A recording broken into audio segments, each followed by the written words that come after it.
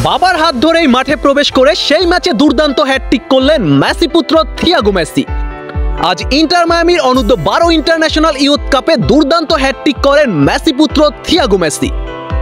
আর এই ম্যাচের শুরুতেই ছেলেকে উৎসাহ দিতে মাঠে আসেন লিওনেল মেসি।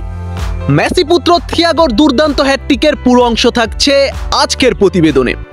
বন্ধুরা, লিওনেল মেসিকে অনুসরণ করেই ফুটবলে এগিয়ে যাচ্ছেন মেসির বড় ছেলে থিয়াগো মেসি। মাঠে বাবার মতোই ক্যারিসমাটিক পারফরমেন্স করে আলোচনায় এসেছে বহুবার। তবে আজ নিজের প্রথম প্রতিযোগিতামূলক টুর্নামেন্টে দুর্দান্ত হ্যাটট্রিক করলেন মেসি পুত্র থিয়াগো। আজ ভোরে ইন্টারন্যাশনাল ইয়ুথ টুর্নামেন্টে অনূর্ধ্ব 12 টিমের জার্সিতে দুর্দান্ত হ্যাটট্রিক করেন মেসির বড় ছেলে থিয়াগো মেসি।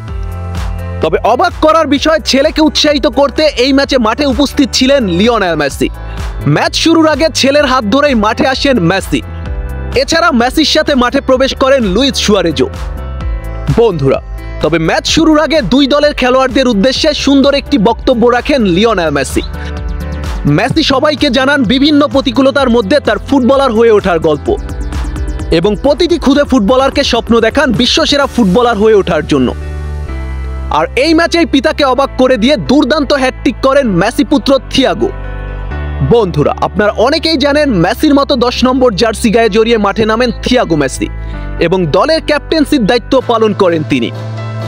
অদূর ভবিষ্যতে আমরা এক মেসির যোগ্য পুত্রকেই পেতে চলেছি। থিয়াগো আসছে ফুটবলে বাবার মতো রাজত্ব করতে।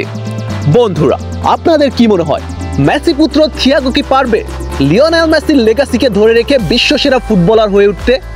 কমেন্ট বক্সে আপনাদের মতামতটি লিখুন।